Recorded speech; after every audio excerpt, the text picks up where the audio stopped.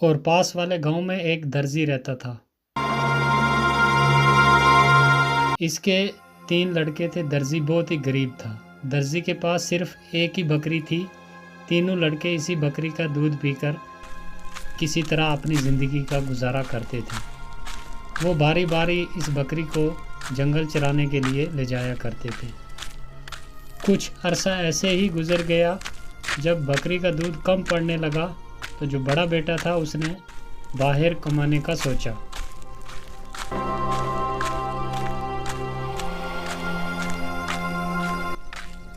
फिर वो बाहर कमाने के लिए चला जाता है। वो चलता रहा।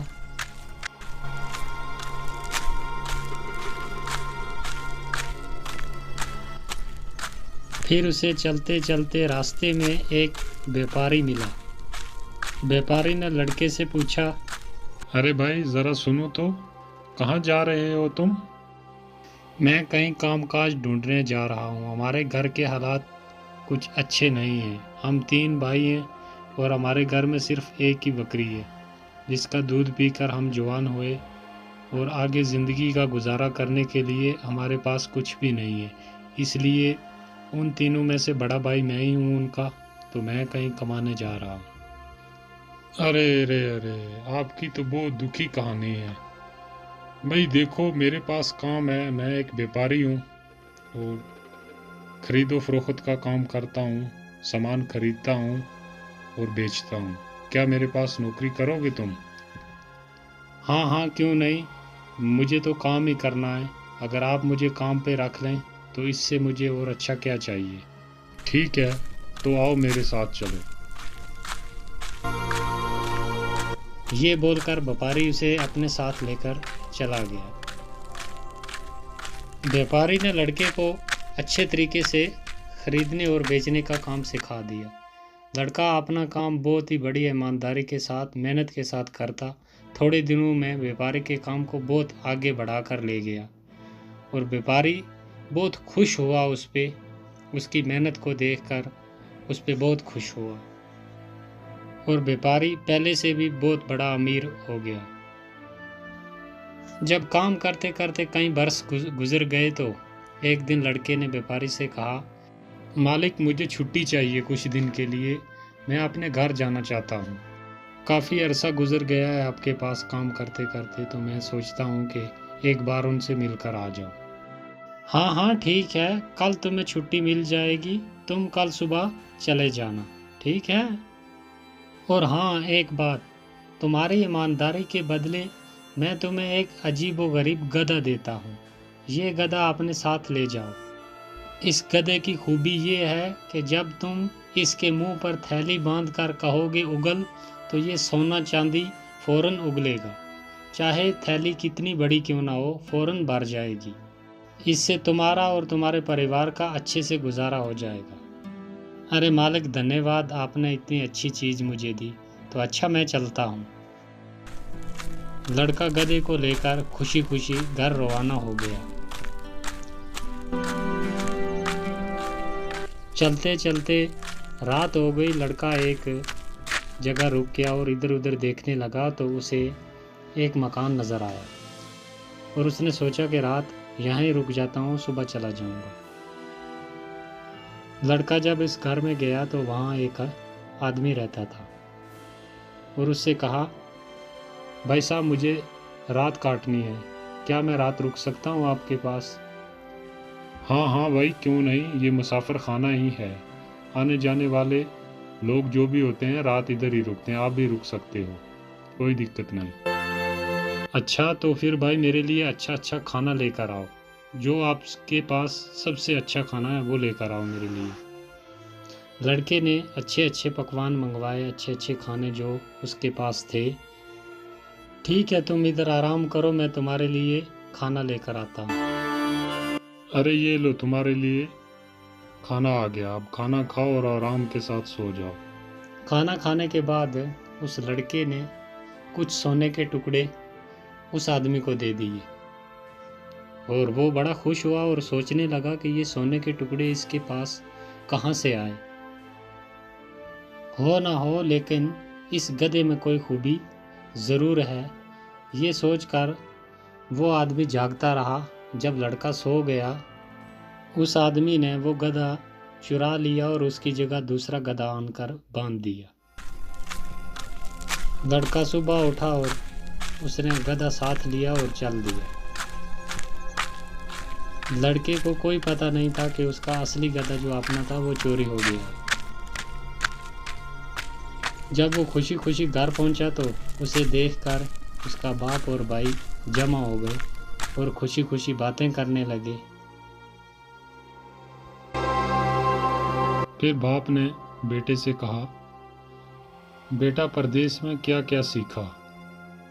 पिताजी, व्यापार का काम सीखा, खरीदने और बेचने का काम सीखा। मैं एक व्यापारी के साथ नौकरी करता था। अच्छा, अरे वाह। फिर हमारे लिए क्या लाए हो? मैं आपके लिए ये गधा लाया हूँ। अरे बेटा, गधा लाने की क्या ज़रूरत थी? ऐसे सैकड़ों गधे यहाँ मारे मारे फिरते हैं। नहीं पिताजी, ये कोई मामूली गधा नहीं है।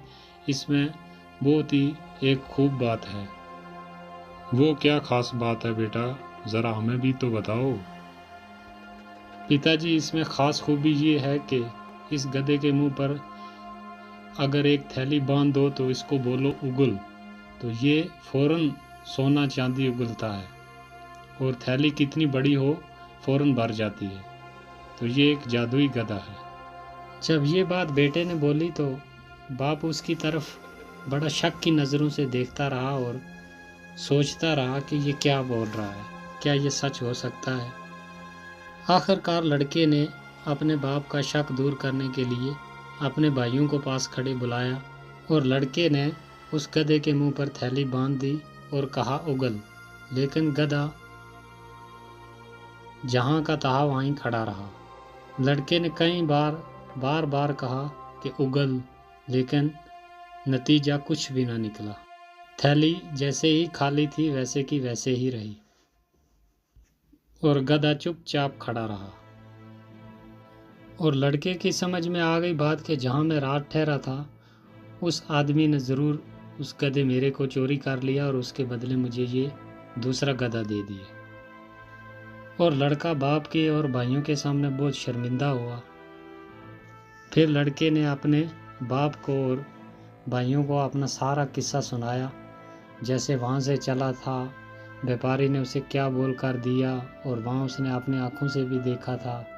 फिर वो जहाँ रात रुका और उसके साथ क्या हुआ, सब हाल सुना दिया अपने बाप को और भाई को। ये सुनकर तो अब दूसरे भाई ने सोचा कि अब मेरी बारी है, मैं कहीं कमाने जाता हूँ। तो वो निकल जाता है सफ़र पर। वो बराबर कई दिन चलता रहा। दिन में चलता और रात को एक पेड़ के नीचे सो जाता। सुबह फिर अपना सफ़र जारी कर लेता। फिर एक दिन चलते चलते उसे एक बुढ़िया मिली जो एक नदी के किनारे एक छोटी सी झोंपड़ी में रहती थी। लड़का भी उस बुढ़िया के साथ रहने लगा। जो काम वो बुढ़िया उसको बतलाती वो उसे बहुत मेहनत और ईमानदारी के साथ कर देता था। बुढ़िया भी उसके काम से बहुत खुश थी। लड़के ने एक दिन उस बुढ़िया से कहा, मुझे ना अपने घर जाना है, तो मैं फिर वापस आ जाऊंगा, कुछ दिन के लिए मैं अपने घर जा रहा हूँ। हाँ बेटा, बिल्कुल जाओ। मैं आपके काम से बहुत ही खुश हूँ, लेकिन मेरे पास सोना चांदी नहीं है तुम्हें देने के लिए। मेरे पास सिर्फ ये एक डिबिया है, ये तुम अपने साथ ले जाओ। और ये कोई मामूली डिबिया नहीं है, इसकी एक खूबी है। और इसको जब तुम कहोगे कि भर जा, और ये अच्छे अच्छे खानों के साथ भर जाएगी। चाहे आदमी कितने भी क्यों ना हो, पेट भर के खाना खा लेंगे। और तुम ये डिबिया अपने साथ लेकर जाओ। लड़का बहुत खुश हुआ और उसने वो डिबिया अपने साथ ली और चल दिया घर की तरफ। वो भी चलते चलते उसी जगह पहुंच गया जहाँ पर उसका भाई बड़ा जो था वो रात रुका था, उसी आदमी के पास। वो भी वहीं रुक गया रात गुजारने के लिए। और उस आदमी ने उससे पूछा, भाई क्या खाना खाओगे कुछ? अरे नहीं भाई, तुम तकलीफ मत करो, मैं तुम्हें खाना खिलाता हूँ, मेरे पास बहुत खाना है। तुम्हारे पास तो कुछ भी नहीं है, तुम कहाँ से खाना खिलाओगे? लड़के ने अपने पास से वही डिबिया निकाली और जैसे बुढ़िया ने बोला था वैसे ही उसने बोला जब, तो वो एकदम भर गई अच्छे अच्छे खानों से। तो जब दोनों ने मिलकर खाना खाया तो उस आदमी की फिर नज़र बदल गई। उसने कहा कि ये डिबिया मामूली नहीं, ये कोई